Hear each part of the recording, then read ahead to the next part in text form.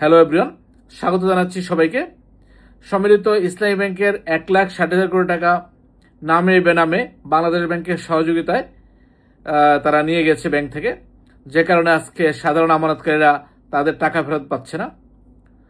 তবে অবাক করার মতো বিষয়, এই সম্মিলিত ইসলামী ব্যাংকের আমানতকারীদের টাকা দেওয়ার ব্যাপারে সরকারের এখন পর্যন্ত কোনো ধরনের ভূমিকা দেখা যায়নি। কিন্তু আরেকটা জিনিস দেখা যাচ্ছে, বিগত সরকার যেভাবে 17 বছরে ব্যাংকগুলোর থেকে বিভিন্ন নামে বেনামে ঋণ নিয়ে দেশে বিদেশে পাচার করে দিয়েছে, বর্তমান সরকারও কিন্তু গতদিন যে 60,000 কোটি টাকার প্রণোদনা দেওয়া হচ্ছে, সেটা কাদেরকে জানেন? সেটা হচ্ছে যেসব শিল্প কলকারখানা বন্ধ আছে কিংবা চলতে পারছে না তাদেরকে। এখন প্রশ্ন হলো, যেসব কলকারখানা চলতে পারছে না বা বন্ধ হয়ে আছে, এইসব কলকারখানা চালু করার জন্য যদি ঋণ দেওয়া হয়, আদতে সেই ঋণটা কারা পাচ্ছে? সেই ঋণটা কি আদৌ ফেরত আসবে? তার মানে হচ্ছে বাংলাদেশ ব্যাংক থেকে আরও 60,000 কোটি টাকা, অর্থাৎ বাংলাদেশের ব্যাংকিং সেক্টর থেকে 60,000 কোটি টাকা আবারও সেই ঋণের ফাঁদে পা দিয়ে আসলে হারিয়ে যাবে, যেটা হারিয়ে গেছিল বিগত 17 বছরের আমলে। যেখানে কথা ছিল যে সাধারণ আমানতকারীদের যে ন্যায্য পাওনা, তাদের যে টাকা, সেই টাকাটা দেওয়া, সেটা না দিয়ে তারা তাদের মতো করে তারা এই 60,000 কোটি টাকা দিয়ে দিচ্ছে। এখন প্রশ্ন হচ্ছে, আমরা যখন ব্যাংকে টাকা চাইতে যাই, ব্যাংকগুলো কিন্তু বলে যে টাকা তো নিয়ে গেছে। কারা নিয়ে গেছে? অ্যাসালামের কথা দেখায় দেয়, কিংবা অন্যান্য কোম্পানি যারা লোন নিয়ে দিচ্ছে না। এখন প্রশ্ন হচ্ছে, লোন দেওয়ার সময় তো আমাদেরকে জিজ্ঞাসা করা নাই।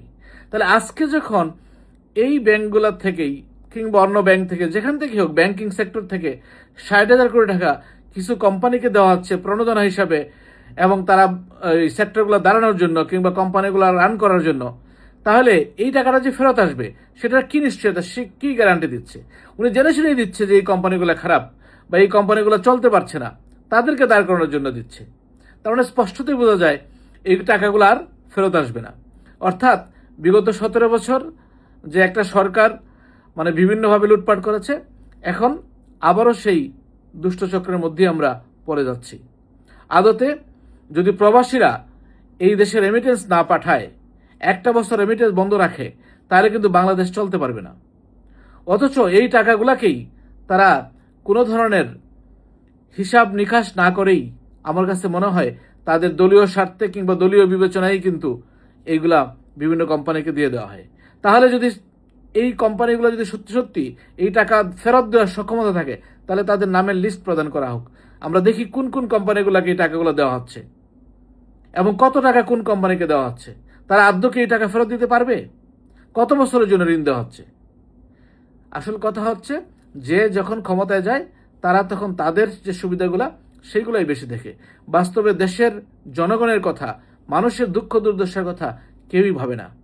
তাই যদি হইতো, আজকে যদি মানুষের কথাই ভাবতো, তাহলে এই 75 লক্ষ আমানতকারী, যার সাথে প্রায় 3.5 কোটি মানুষ জড়িত, সেই মানুষগুলোর কথা চিন্তা না করে তাদেরকে 60,000 কোটি টাকা প্রণোদনা না দিয়ে আজকে এই রুগ্ন কোম্পানিগুলোকে কেন প্রণোদনা দেওয়া হচ্ছে?